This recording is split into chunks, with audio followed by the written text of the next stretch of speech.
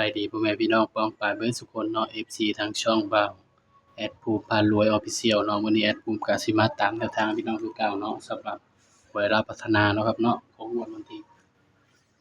6เนาะพี่น้องเนาะมาเบิ่งนำกันเนาะรับงวดวันที่6เนาะ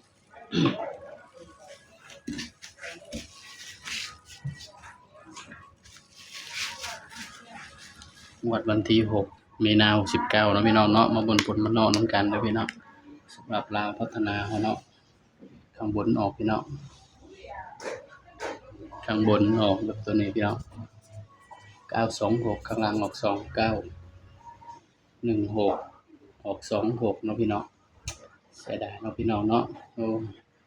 แสดงว่าหลุดเนาะพี่น้องเนาะเจาะเด่นก็บ่เข้าเนาะพี่น้องเนาะสำหรับงวดนี้ก็ถือว่าหลุดเด้อพี่น้องเด้อนี่ก็ต้องขอโทษขออภัยพี่น้องเนาะหลุดก็คือหลุดเนาะพี่น้องเนาะเพราะฉะนั้นไปกันต่อเนาะวันที่9มีนาคม69เนาะพี่น้องเนาะสำหรับลาวพัฒนาเฮาตามกันต่อเลยครับ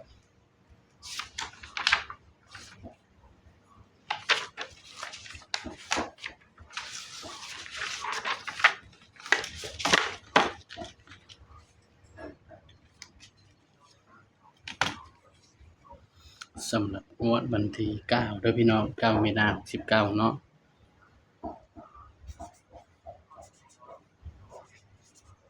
สำหรับเวลาพัฒนาเนาะพี่น้องม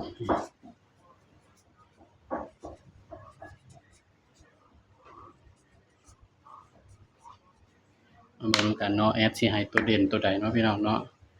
แอดภูมิใช้เด่นตัวใดเนาะพี่น้องสำหรับลาวพัฒนาเฮางวดนี้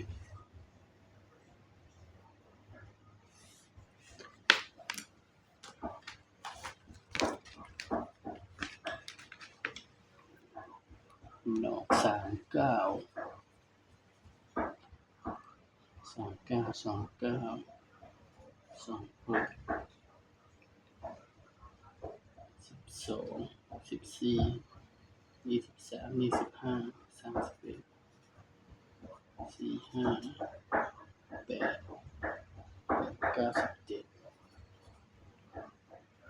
สำหรับเด่นเด้อพี่น้อง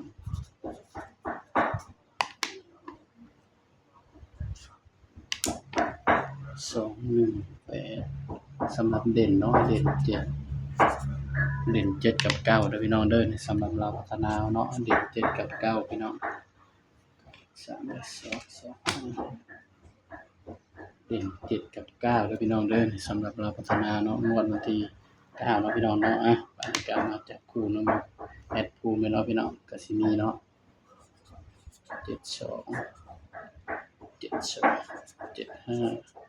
76 72 75 76 77 92 95 96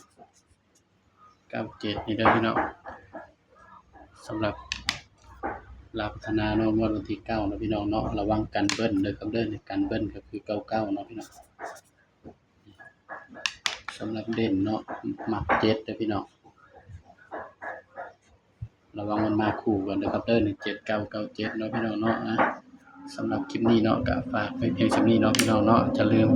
กดไลค์กดแชร์กดติดตามช่องแอดภูมิพารวย Official เด้อพี่น้องเด้อสำหรับไลฟ์นี้ก็ฝากไว้เพียงเท่านี้เนาะพี่น้องเนาะเดี๋ยวจะพบกันคลิปหน้าเนาะพี่น้องเนาะสำหรับคลิปนี้ก็สวัสดีครับ